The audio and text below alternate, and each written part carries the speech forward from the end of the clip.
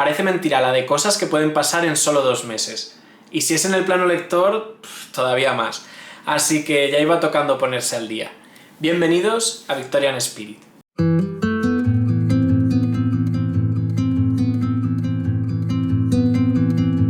Hola a todos, soy Adrián, bienvenidos a mi blog Victorian Spirit y bienvenidos a este Grow Up de los meses de marzo y abril, que ya sabéis que es este repaso que hago de las lecturas de los 2 últimos meses. Pero antes de que empiece a desgranar mi opinión sobre los 10 libros que hoy os voy a presentar, permitidme hacer un breve inciso sobre el reto Edwardian Spirit para recordar que en junio vamos a hacer una nueva lectura conjunta. Será para cumplir con la premisa del libro escandaloso y el libro elegido ha sido La muerte en Venecia de Thomas Mann. A lo largo de esta próxima semana voy a colgar en redes sociales el enlace al grupo de Telegram para que nos vayamos ya reuniendo y el día 6 de junio arranca la lectura que durará una semana. Así que nada, sois todos bienvenidos, estad pendientes de las redes y si os queréis unir, tan fácil como entrar en ese grupo de Telegram. Y ahora sí podemos entrar en el repaso de mis lecturas de los 2 últimos meses, que como siempre os las voy a presentar en orden creciente, de las que me han gustado un poco menos a las que más me han gustado. El primer libro del que os voy a hablar es Una historia de Nueva York de Washington Irving. Este libro para mí la verdad es que prueba 2 verdades universales. La primera es que por mucho que te guste un autor, y ya sabéis que a mí Washington Irving me gusta muchísimo, no necesariamente todos sus libros van a ser de 5 estrellas ni te van a parecer obras maestras. La otra verdad universal es que el humor me parece una de las cosas más difícilmente extrapolables, no solo geográficamente sino también temporalmente. Y es que este libro está escrito en clave de humor, como la mayor parte de la obra de Washington Irving, pero es un humor que está muy delimitado por su tiempo y por su lugar, que era el Nueva York de principios del siglo XIX. Hay muchas referencias culturales, sociales, gags, chistes, que se quedan un poco a medio camino, digamos que no acaban de aterrizar cuando lo lees pues 200 años más tarde y en un contexto que no tiene nada que ver. A esto habría que añadir que este libro tiene una cierta vocación didáctica, porque es verdad que está haciendo historia de Nueva York, pero más concretamente de la ocupación holandesa del territorio de Nueva York, que yo creo que a un lector contemporáneo de nuevo le parecen muy lejanas porque son referencias a una ciudad que difícilmente relacionamos con Nueva York. Y es que, más bien, yo diría que esta es una historia de Nueva Ámsterdam, que, como ya sabéis, es el nombre que los holandeses dieron a Nueva York. Eso sí, aunque este libro no me ha gustado mucho, sí que me alegro de haberlo leído, porque es verdad que la fama que lo precede es justa. Y es que hay 2 elementos muy rompedores en este libro.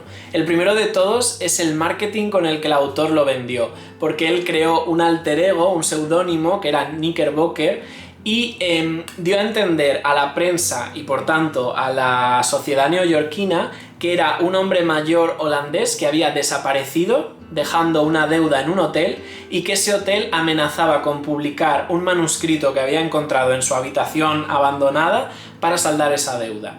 Se supone que este libro es el manuscrito de ese Knickerbocker que se hizo muy famoso en Nueva York y este libro fue un bombazo cuando se publicó porque todo el mundo tenía curiosidad por conocer esos escritos de ese hombre que había desaparecido. La otra cosa es que este libro tiene un valor fundacional de la identidad neoyorquina que es innegable. Muchos de los conceptos que están muy vinculados hoy en día a los neoyorquinos y a la ciudad de Nueva York surgen de este libro. Un ejemplo sería el equipo de baloncesto de New York Knicks, porque ese Knicks precisamente deriva del seudónimo de este hombre. Otro ejemplo sería el título de Gotham City, que normalmente se relaciona a Nueva York y que muchos conoceréis por los cómics de Batman. Bueno, pues fue Washington Irving el primero que se refirió a Nueva York como Gotham City y pues es un nombre que desde luego ha pasado a la posteridad. Así que bueno, si sois muy fans de Washington Irving, puede mereceros la pena leerlo. Si buscáis una historia de Nueva York, yo me iría hacia otro libro porque este no os va a satisfacer. En cualquier caso, yo le puse 2 estrellas. Seguimos ahora con un libro que para mí ha supuesto una decepción. La verdad es que no me esperaba que tuviese que ponerlo tan al principio de este vídeo, pero la verdad es que no conecté con él, no me gustó y bueno, por supuesto esto es mi opinión, es algo personalísimo, muy subjetivo, no soy experto de nada, pero sí sé lo que me gusta y lo que no, y a mí este libro pues no me gustó y tengo que decirlo. Este libro es El amor en los tiempos del cólera de Gabriel García Márquez, que encima en esta edición preciosa que tengo más me duele aún que no me haya gustado, pero bueno, son cosas que pasan. Yo creo que hay principalmente 3 motivos por los que esta novela no me ha gustado. El primero serían las expectativas que yo tenía, que eran muy altas, porque es verdad que 100 años de soledad sí que me gustó mucho. Yo no me esperaba encontrar exactamente lo mismo, pero sí esa genialidad que me había encantado y esa manera que tenía Gabriel García Márquez de mecerme con las palabras, que en 100 años de soledad pasaba.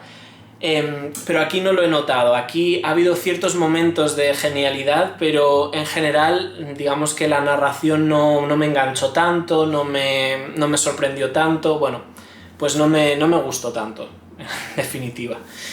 El segundo motivo sería que normalmente esta historia se vende como la gran historia de amor y yo la verdad es que no he sido capaz de ver ese amor. Es verdad que la premisa sí que me incita a pensar en ello, creo que tiene una premisa muy muy buena, yo me esperaba precisamente por eso una gran historia de amor, pero más que eso yo me encontré una historia de capricho, una historia de obsesión, de obcecamiento, pero no de amor. De hecho yo creo que este libro es mucho más la búsqueda del placer personal que la satisfacción de las necesidades del otro, por así decirlo. Y el tercer motivo es que yo no estaba preparado para el decálogo de parafilias sexuales que aparecen en este libro, sobre todo para la romantización de algunos comportamientos que son completamente deleznables y que aquí prácticamente se presentan como algo aspiracional.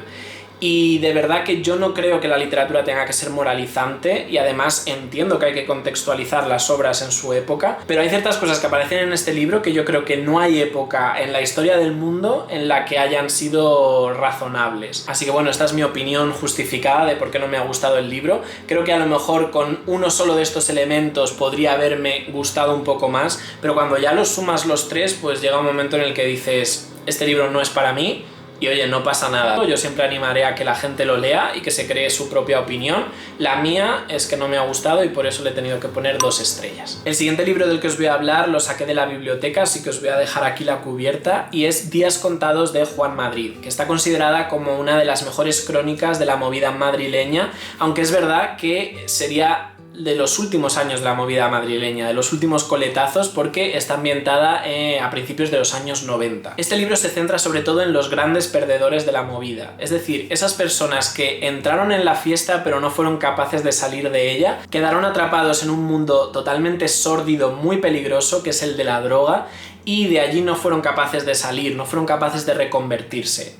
Por lo tanto es una novela de perdedores, se podría decir. Es una novela que presenta situaciones, pues ya os digo, muy sórdidas, muy terribles, y unos personajes que, bueno, pues su único objetivo en la vida es llegar a un nuevo día para conseguir más droga, ni siquiera para cumplir otros objetivos vitales. Lo que más me gustó de esta novela fue el ritmo con el que está narrado, que es muy vertiginoso. Digamos que acompasa al ritmo de la vida de estas personas, que realmente se precipitan hacia un final que, bueno, pues se espera que sea terrible, ¿no? Por el tipo de hábitos que tienen y por el tipo de compañías y, bueno, de actividades que realizan, ¿no? La novela reflexiona sobre la fugacidad de la vida, de ahí el título de Días contados, y bajo mi punto de vista también sobre la infantilización excesiva de una parte de la sociedad, que eran esos jóvenes, esa primera generación de jóvenes que no habían conocido la dictadura de Franco. Es un libro interesante para ver cómo hemos cambiado en tan poco tiempo, porque estamos hablando de 30 años atrás y sin embargo algunas de las cosas que aparecen realmente te parece que están hablando de otro país con una situación socioeconómica muy distinta. Así que es interesante conocerlo, ¿no? Para ver de dónde venimos y todo lo que hemos avanzado. Yo a este libro le puse 3 estrellas. Seguimos ahora con otro libro que también saqué de la biblioteca, porque últimamente estoy tirando mucho de ella. Os voy a dejar aquí la cubierta, y es Pachinko de Min Jin Lee. Este libro es una saga familiar que abarca prácticamente todo el siglo XX a lo largo de 4 generaciones de una misma familia, y se centra sobre todo en el racismo y la segregación que sufrieron los coreanos y los descendientes de coreanos que vivían en Japón durante la época en la que Corea era una colonia de Japón. Toda la parte social e histórica de la novela a mí me gustó bastante, porque es verdad que me abrió los ojos a una realidad que yo no conocía para nada, que era la de esos inmigrantes coreanos. Y quizá el único fallo o el fallo principal que yo le encontré es que no me pareció suficientemente auténtico desde el punto de vista literario, narrativo.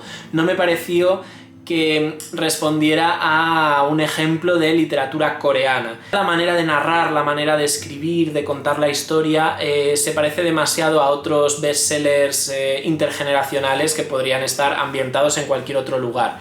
Y yo lo achaco a que, bueno, la autora, aunque es nacida en Corea, sí que es verdad que se crió y ha vivido toda su vida en Estados Unidos, y de hecho ella no contaba una historia que lo hubiera pillado de cerca, sino que ella entrevistó a muchos coreanos y descendientes de coreanos, y digamos que se acercó a esta historia de la misma manera, de manera tan ajena como si ella no hubiese sido coreana. Así que principalmente por eso, y porque algunas de las generaciones que quedan aquí retratadas de esa familia caen un poco en lo culebronesco, por así decirlo, yo a este libro le puse 3 estrellas. Vamos ahora con El descenso de los monstruos de Neon Jan, que es la tercera entrega de la saga del Tensorado que está editando Duerme Vela, y que a mí es la que más me sorprendió por romper con todo lo anterior. Rompía con la trama y los personajes principales de las 2 entregas anteriores, rompía con la estructura narrativa, porque aquí nos encontramos con una novela epistolar que principalmente recoge diarios personales y, bueno, correspondencia.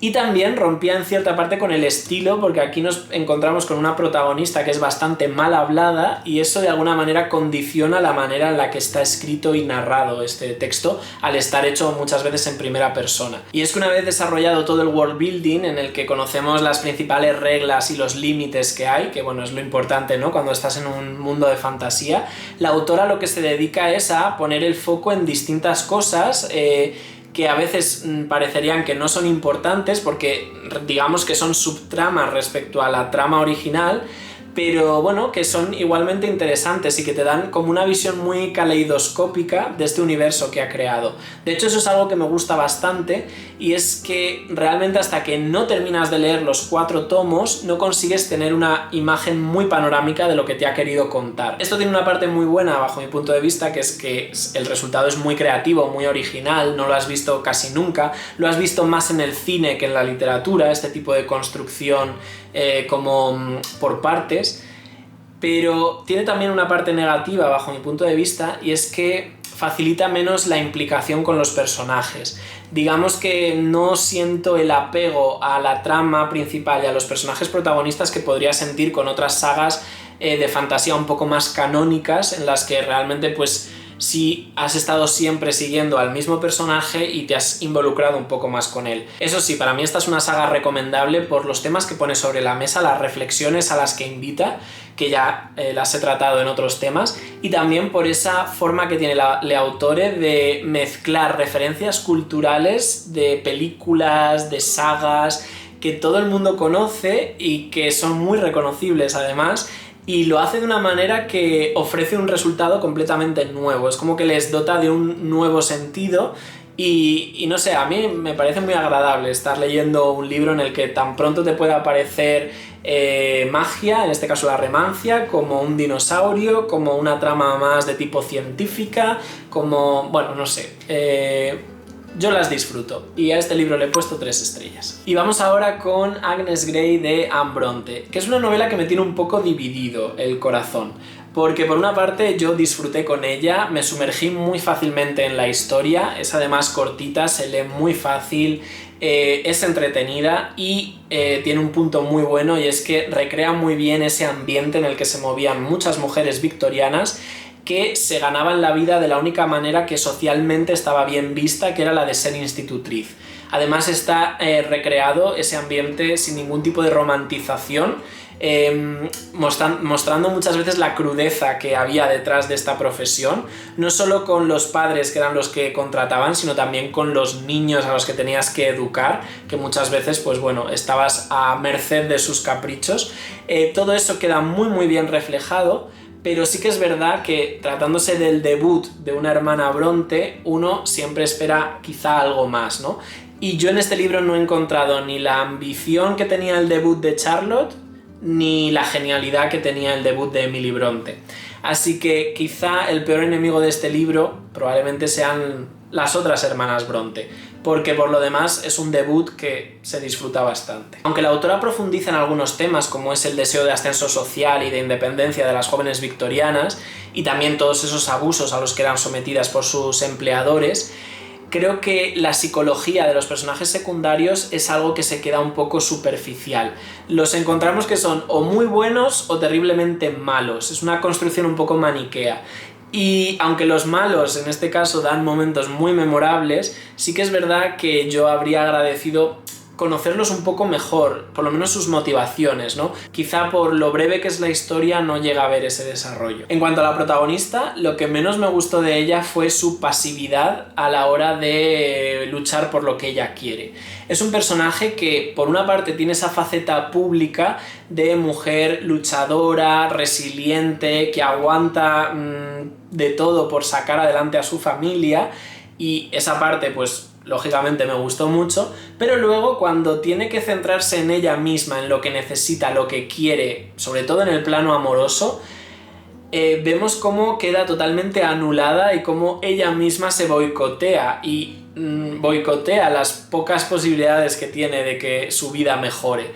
Y esto no me parece que sea de personaje mal creado, porque es verdad que hay muchas personas que son así, pero sí que es verdad que llegó un momento en el que me saturó, sobre todo al final de la novela. Había momentos en los que hubiera cogido a Agnes Grey de los hombros y le habría dicho, espabila un poco porque es que te quedas atrás, o sea, este tren va a pasar y te vas a quedar fuera. Y bueno, por todo ello a esta novela le puse 3 estrellas. Seguimos ahora con otra de las novelas que saqué de la biblioteca, así que os presento aquí la cubierta, que es Actos Humanos de Han Kang. También la leí para el marzo asiático, también como representante de la novela coreana, y a diferencia de lo que me pasó con Pachinko, aquí sí que encontré una narradora que me pareció más auténtica, más genuina, más alejada de lo que sería la manera occidental de construir una historia, y realmente me sumergió mucho más en lo que sería la manera de escribir de una persona coreana. Este libro se centra en una sublevación popular que hubo en una ciudad coreana en 1980 y cómo fue sofocada con terrible violencia por parte del ejército,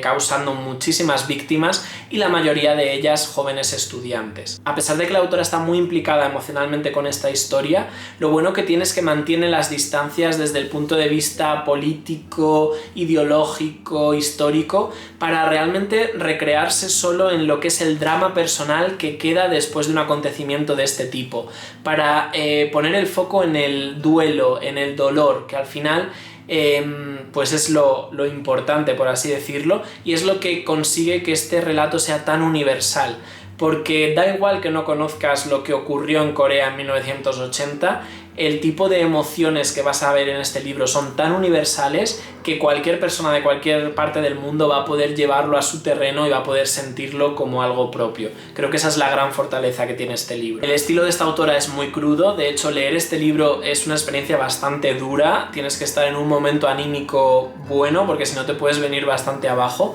pero lo bueno que tiene es que consigue poner el foco en detalles que normalmente pasan más desapercibidos y de esta manera consigue sacar la belleza de cosas que realmente no la tienen a simple vista, como puede ser pues precisamente la muerte, ¿no? Ese contraste a mí es lo que más me ganó.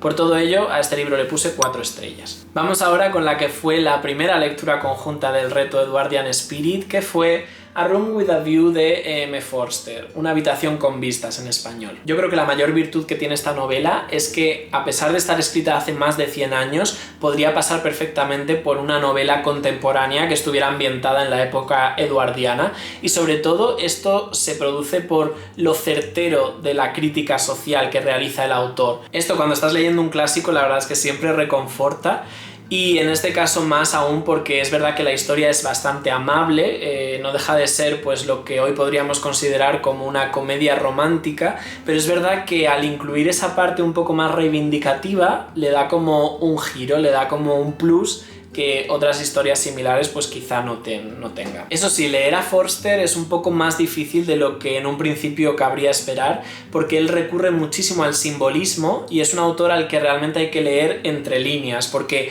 a veces dice mucho más con lo que calla que con lo que dice. Y todo esto hace que desde el principio de la novela el lector tenga un poco una cierta sensación de media res, como de que hay cosas que se le están escapando, detalles que quizá no ha sido capaz de pillar, porque ve que los personajes y las situaciones en las que se ven envueltos tienen una complejidad que no se corresponde con el inicio de una novela normalmente. Yo creo que la segunda parte de la obra es la que casi cualquier lector disfruta más, porque ya sabe qué esperar de los personajes y del autor, pero es algo que se consigue con un poco de tiempo, al principio no es tan fácil. Y bueno, más allá de que disfruté mucho de la lectura conjunta, esta obra ya os digo que me sorprendió y me dejó con muchas ganas de seguir explorando la obra de Forster, que tarde o temprano pues seguirá pasando por mis manos.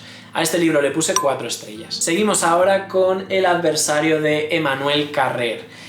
La verdad es que llevaba muchísimo tiempo queriendo leer algo de este autor porque había visto reseñas en BookTube muy positivas sobre él, y de toda su obra yo creo que la sinopsis de este libro fue la que más me llamó la atención y por eso me decanté por él. Se trata de un true crime que está a medio camino entre la novela y el ensayo, y entre la crónica periodística y el diario personal, y en él se recoge la muy perturbadora historia de Jean-Claude Roman, que fue un prestigioso médico francés que en 1993 fue juzgado, fue detenido por parricidio múltiple. La verdad es que cuanto menos sepáis de esta historia, cuanto menos investiguéis sobre el tipo de caso que recoge, mucho mejor, porque más va a sorprender. Así que yo no voy a entrar mucho en eso. Lo único que os voy a decir es que es un libro que se bebe, se devora. Aparte de que es cortito, es que se lee muy fácil, porque es de estos libros que realmente no puedes dejarlo porque quieres saber más, necesitas saber la verdad, necesitas comprender lo que ha hecho este hombre, por qué, y eso hace que, bueno, pues las páginas con él realmente vuelen. Eso sí, a pesar de que es una novela que se lee muy rápido, el pozo que deja es muy duradero, porque las connotaciones que tiene de tipo social, cultural, emocional, psicológico, son tan profundas, dan para tanto, que realmente te vas a sorprender pasado el tiempo, después de haberlo leído, pensando todavía en esta historia, dándole vueltas, intentando no justificar, pero intentando entender las motivaciones, intentando desentrañar parte del misterio, ¿no?, que implica, y de verdad que solo por eso merece mucho la pena. Así que nada, si os gusta el true crime, no os lo penséis, porque este libro es un poco en la sangre fría contemporáneo, se podría decir. Eso sí, no esperéis salir de este libro completamente indemnes, porque yo creo que eso es imposible. La historia que aquí se cuenta es tan brutal que alguna huella te va a dejar. Pero bueno, merece la pena, de verdad. Yo a este libro le puse 4 estrellas. Y llegamos por fin al último libro que aparecerá en este vídeo, que es el que más he disfrutado de este periodo de los últimos 2 meses, y que es un libro que ya os mencioné en el vídeo que hice sobre literatura de Madrid.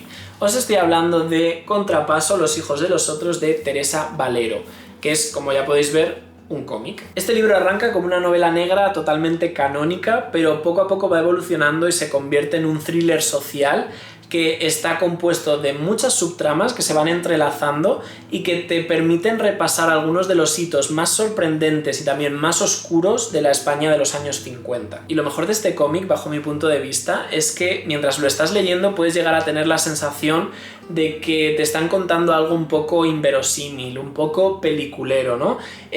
Porque al estar ambientado en España, principalmente en Madrid, uno siempre tiende a pensar que ese tipo de cosas no suceden aquí, ¿no? Como que lo ves muy hollywoodiense. Pero lo mejor que tiene es que cuando terminas el libro y te lees el posfacio, de repente flipas en colores, porque te das cuenta de que el 90% de las historias que aquí están recogidas están inspiradas en hechos reales que sucedieron aquí. Con lo cual ves que realmente lo que ha hecho la autora ha sido seleccionar todos esos hechos reales y de alguna manera encajarlos dentro de una misma historia. Es la única licencia creativa que ella se ha tomado, porque por lo demás los temas que se abordan son reales como la vida misma. Así que yo ya no sé qué deciros más para persuadiros.